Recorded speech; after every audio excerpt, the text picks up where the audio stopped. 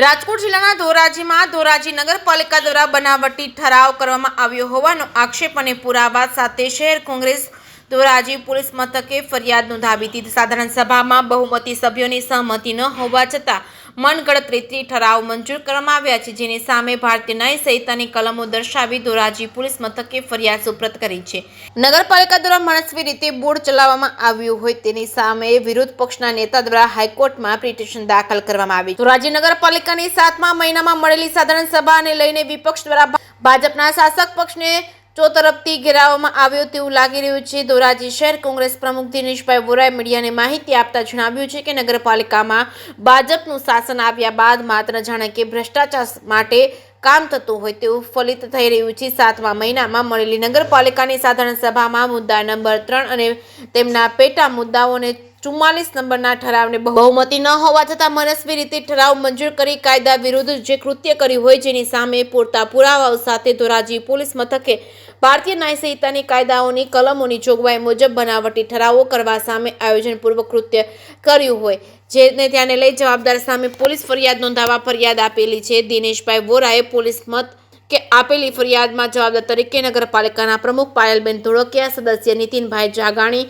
સદસ્ય વિજયભાઈ અંટાળા 3ની વિરુદ્ધમાં કાર્યવાહી કરવા માંગ કરી છે। પોલીસ ફરિયાદમાં જણાવ્યું હતું કે જે ખોટા ઠરાવો થયા છે તેમાં ધોરાજી નગરપાલિકાના વિપક્ષના 12 સભ્યોની સહમતિ ન હતી। એ ઉપરાંત ધોરાજી ભારતીય જનતા પક્ષના વર્તમાન વગર સેવકોએ લેખિતમાં જે મુદ્દા પર અસંમતિ દર્શાવી છે, જેમાં વોર્ડ નંબર 8ના 4 સદસ્યો, વોર્ડ નંબર 9ના 4 સદસ્યો, વોર્ડ નંબર 7માં અને 1 સદસ્ય, વોર્ડ નંબર 1ના 3 સદસ્યોએ મંજૂર થયેલ અમુક ઠરાવમાં અસંમતિ દર્શાવી હોવાનું લેખિત એંડવર્ડ કરાવ્યું હોય અને શાસક પક્ષના અને વિપક્ષના થઈને કુલ મળીને બહુમતી સભ્યોએ લેખિત વિરોધ દર્શાવ્યો હોવા છતાં ગેરકાયદેસર રીતે ભ્રષ્ટાચારને છુપાવવા માટે મોટી બહુમતી દર્શાવી રેકોર્ડ પર ગેરરીતિ આચરી હોય, પ્રજાના પૈસાનો વ્યય કર્યો હોય, જેને લઈને ભારતીય કાયદાની જોગવાઈ મુજબ તેના પર ફોજદારી ગુનો દાખલ કરવા ફરિયાદ આપી હતી। તેમના અંતમાં દિનેશભાઈ વોરાએ જણાવ્યું હતું। જેકેસી ગુજરાતી સાથે મતીન બાપુ સૈયદ, ધોરાજી।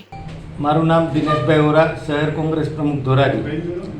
આજરોજ એટલા માટે પ્રેસ કોન્ફરન્સ કરવામાં આવી છે કે ધોરાજી નગરપાલિકાની અંદર જ્યારથી ભારતીય જનતા પાર્ટીનું શાસન આવ્યું છે ત્યારથી માત્ર ભ્રષ્ટાચાર કરવાના ઈરાદાથી જાણે નગરપાલિકા કબજે કરી હોય એવું લાગી રહ્યું છે। ત્યારે હું વાત કરું તો નગરપાલિકાના પ્રમુખશ્રી દ્વારા ત્રિમાસિક રાબેતા મુજબની સામાન્ય સભા 28/7/2025ના રોજ યોજવામાં આવેલ હતી। આ સામાન્ય સભાના વિષય નંબર 3, જેમના પેટા વિષય નંબર 16, 18, 20 અને 23 એમનો જે ઠરાવ કરવામાં આવ્યો છે એ ઠરાવ નંબર 44થી ઠરાવ કરવામાં આવ્યો છે।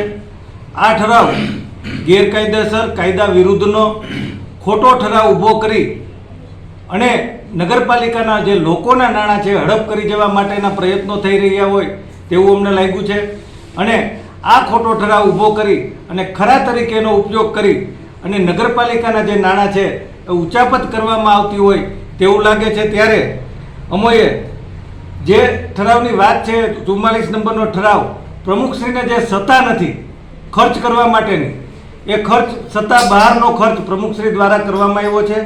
તેમજ આ બાબત અમારા ધ્યાને આવતા અમોએ ધોરાજીના મહેરબાન પોલીસ ઇન્સ્પેક્ટર સાહેબ સમક્ષ ભારતીય ન્યાય સંહિતાની કલમ 336(1), 335, 336(2), 338, 336(3), 340(1), 344(2) અન્વયે કોગ્નિઝેબલ ગુનાની લેખિત ફરિયાદ પણ કરેલ છે, જેમના પુરાવાઓ પણ અમે તપાસ કરનાર અધિકારીને સાથે આપ્યા છે।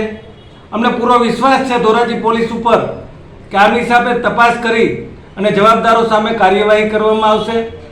પરંતુ કોઈ કારણોસર રાજકીય દબાણને વશ થઈને જો પોલીસ તંત્ર દ્વારા કાર્યવાહી કરવામાં નહીં આવે તો ના છૂટકે અમારે નામદાર ગુજરાત હાઈકોર્ટના દ્વાર ખખડાવવાની ફરજ પડશે। અને બીજી બાબત કહું તો ધોરાજી નગરપાલિકામાં જ્યારથી ભાજપનું શાસન આવ્યું છે ત્યારથી જે ભ્રષ્ટાચાર કરવામાં આવ્યો છે એ ભ્રષ્ટાચાર બાબતે અમારા નગરપાલિકાના ચૂંટાયેલ સદસ્યશ્રી અને વિરોધ પક્ષના નેતાશ્રી દ્વારા હાઈકોર્ટની અંદર પણ અરજ અહેવાલ કરવામાં આવ્યો છે। હાઈકોર્ટે જ્યારે આ લોકોએ સામા પક્ષે શાસક પક્ષે બચાવ માટે કેવિયેટ દાખલ કરી હતી, એ કેવિયેટ બાદ સાંભળ્યા પછી પણ હાઈકોર્ટે એ મેટર એડમિટ કરવામાં આવી છે અને એમની સામે નોટિસો પણ ઇસ્યુ કરવામાં આવી છે. તેમજ પ્રાદેશિક નિયામકની અંદર પણ નગરપાલિકાના સદસ્યશ્રી દ્વારા આ ભ્રષ્ટાચારને ઉજાગર કરવા માટે અરજ અહેવાલ કરવામાં આવ્યો છે. યશભાઈ, કઈ રીતે ભ્રષ્ટાચાર કરવામાં આવ્યું છે? ભ્રષ્ટાચાર જો મુખ્ય મુદ્દો છે જે વિષય નંબર 3 અને પેટા વિષય નંબર 16, 18, 20 અને 23 જે વિષયો છે એમની અંદર પ્રમુખશ્રીને જે સત્તા નથી એ સત્તા બહાર એમને ખર્ચ કર્યો છે અને ધોરાજી શહેરની અંદર વિવિધ વિસ્તારોની અંદર મેટલ નાખવાની એમને વાત કરી છે, ગ્રીડ નાખવાની વાત કરી છે, એવો ઠરાવ લઈને આવ્યા છે. એમના શાસક પક્ષના સભ્યો પણ આની અંદર વિરોધ કર્યો છે અને રજૂઆત કરી છે, લેખિતમાં રજૂઆત આપી છે. એ રજૂઆતોને ધ્યાને લેતા ઠરાવ નંબર 3 વિષય નંબર 3ના પેટા વિષય નંબર 16, 18, 20 અને 23 માં જે ઠરાવ લખવામાં આવ્યો છે ઠરાવ ગેરકાયદેસર અને કાયદા વિરુદ્ધનો લખવામાં આવ્યો છે. બહુમતી ન હોવા છતાં આ ઠરાવ મંજૂર કરી દેવામાં આવ્યો છે. યશભાઈ, કેટલા રૂપિયાનો ભ્રષ્ટાચાર કરવામાં આવ્યો છે? આશરે જોઈએ તો માત્ર એ એક વિષયની અંદર જ 19.5 લાખ રૂપિયાનો ભ્રષ્ટાચાર કરવામાં આવ્યો છે અને એ આગળ તપાસમાં જે ખુલશે, પોલીસ તપાસમાં એ ખરી હકીકત સામે આવી જશે. કઈ તારીખે પોલીસ કેસ અમોએ તારીખ 19/9/2025ના રોજ જ્યારે પ્રથમ અમે નગરપાલિકા પાસે સામાન્ય સભાનો એજન્ડા, સામાન્ય સભાનો ઠરાવ, જે ઠરાવ લખવામાં આવ્યો છે ઠરાવની નકલ અમને અને જે સભ્યોએ લેખિતમાં વિરોધ કરેલો છે લેખિતમાં વિરોધના આધાર પુરાવાઓ મેળવી અને તારીખ 19/9/2025ના રોજ ધોરાજીના મહેરબાન પોલીસ ઇન્સ્પેક્ટર સાહેબ સમક્ષ અમે લેખિતમાં ફરિયાદ કરેલ છે.